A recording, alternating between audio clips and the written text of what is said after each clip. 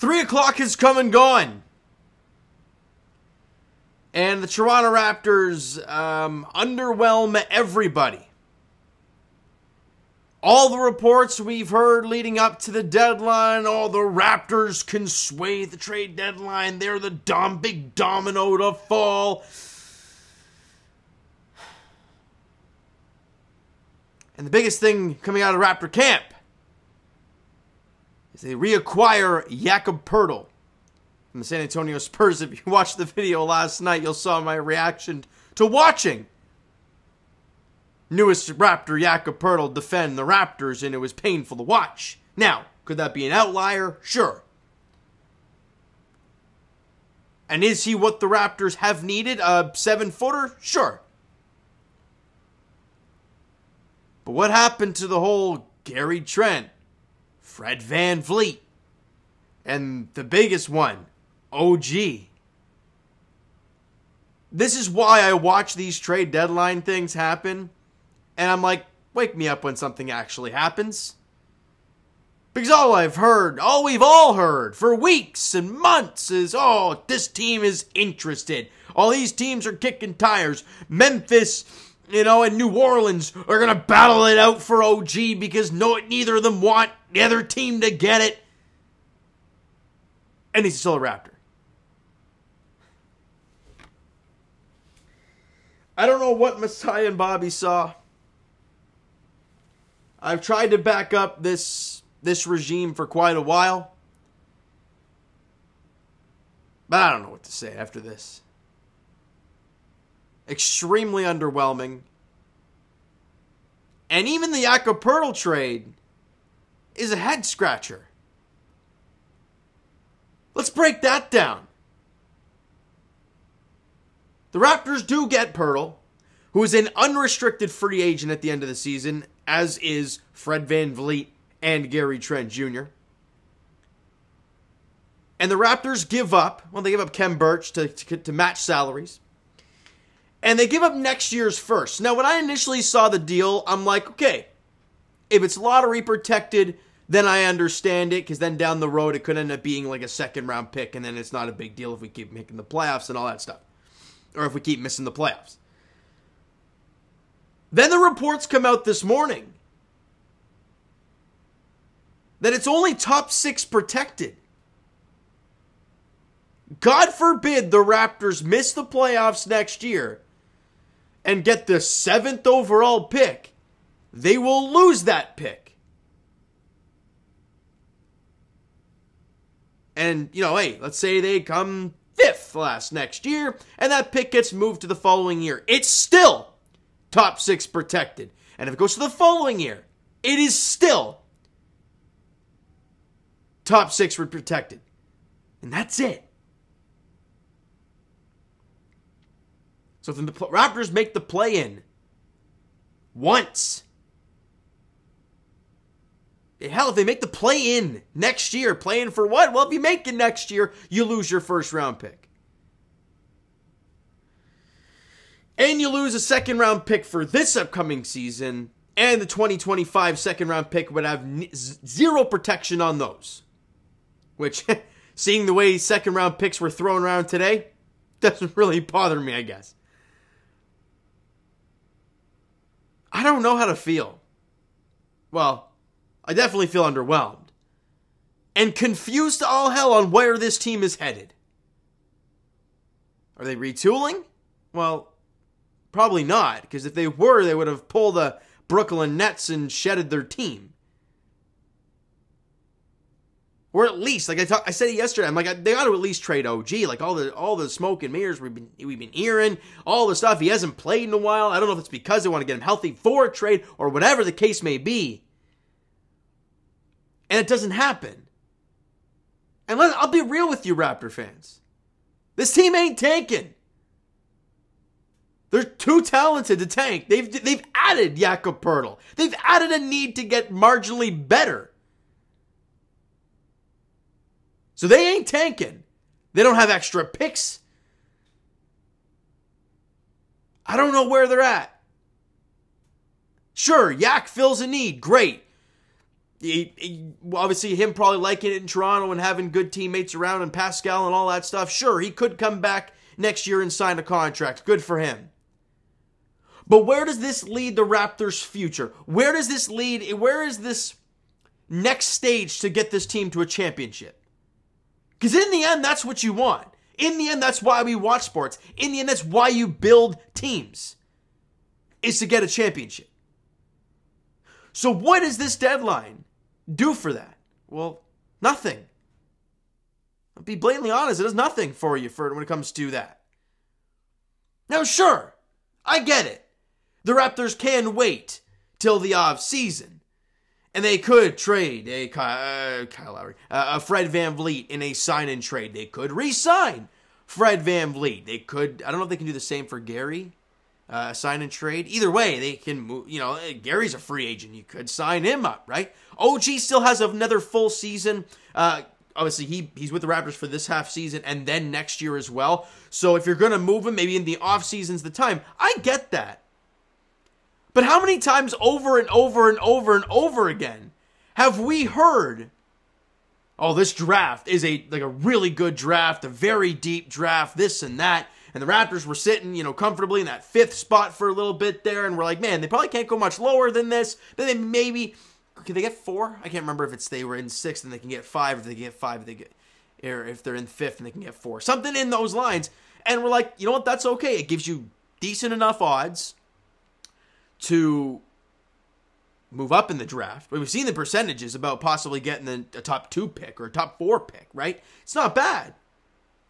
But with you keeping these guys around, and as I've said over and over, this team will not tank because of this, and they will not lose games because of that. They will win their fair share of games, I hate to tell you guys. And I hate saying it like that because obviously you want to win. But I think we all want another championship. And this trade deadline does not get you any closer to that.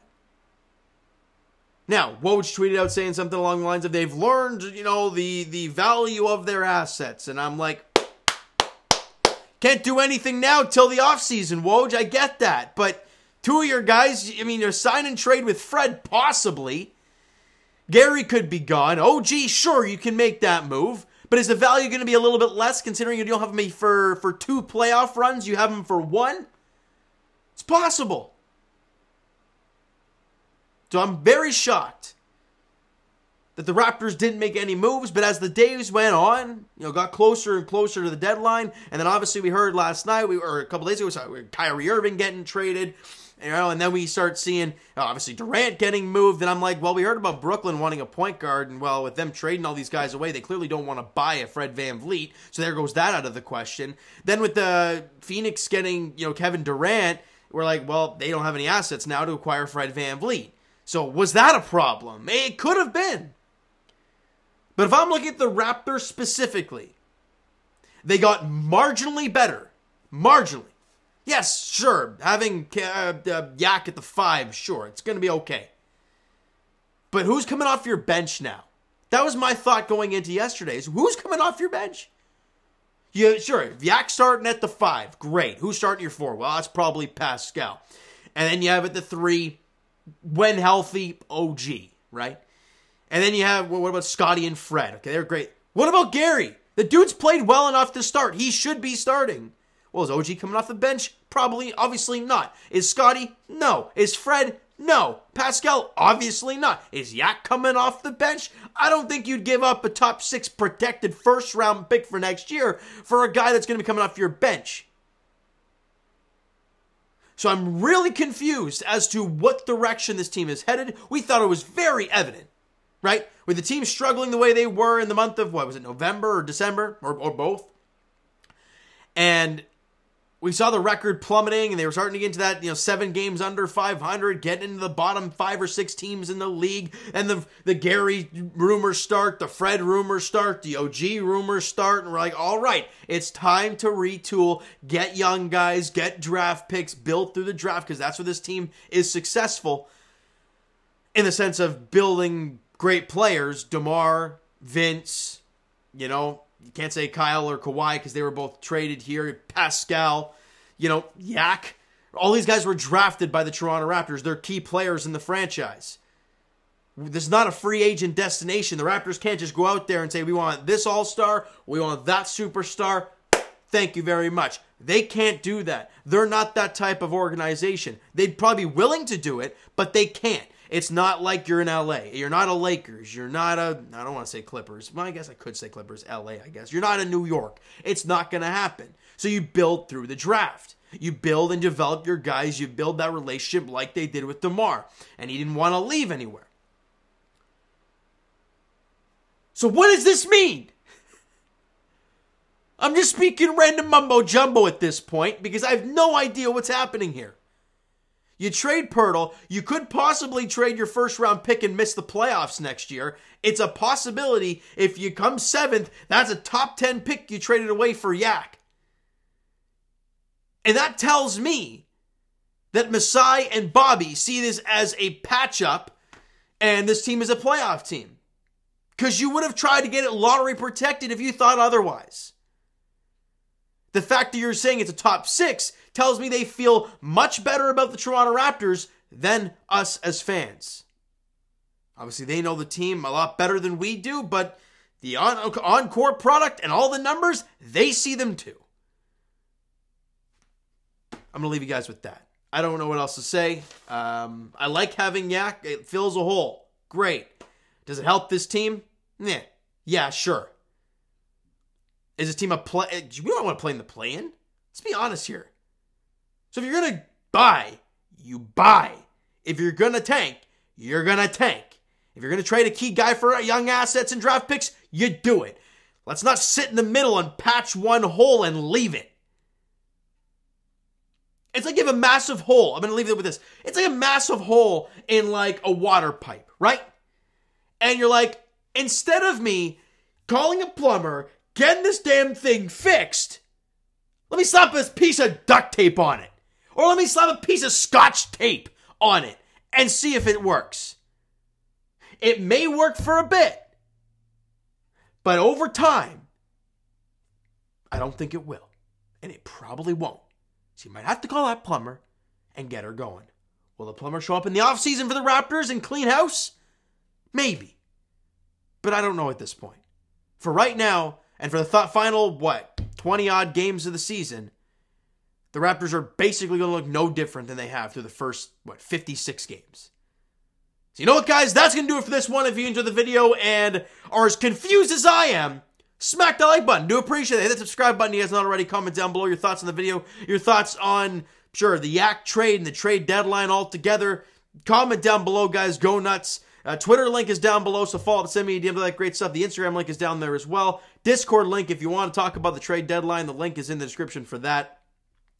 And I will talk to you guys, Leafs edition and Raptors. They both play tomorrow night. Friday, Leafs play, 7 o'clock? As they're in Columbus? I believe it's 7. I haven't looked at the time at all. But 7 o'clock to start the second half of the season, informal. Don't expect much. I know it's Columbus, but the Leafs have been off for a week and a half. This extended break could be a detriment to this team, so tomorrow's going to be interesting for the Buds in blue and white. And as for the Raptors, they start their push for the second half of the season. I don't know. I can't push that. As they welcome back Jakob Poeltl. Yak and skills. Oh, it's great media stuff. Anyways, they play tomorrow against the Utah Jazz, where we could see, could have seen possible Raptor Walker Kessler. No, was it Walker? Yeah, Walker Kessler play for the Jazz again. Because I don't know how many times we've heard the whole, Thad Young debacle and how that could have been Walker Kessler. We already heard, I don't know how many times, that they wanted Christian Koloko. So, whatever. They play tomorrow night, Friday, against the Jazz. I think it's 7:30 at Scotiabank Arena, all right? So thank you guys so much for listening and watching. I hope you enjoyed the video, and we'll talk to you guys tomorrow.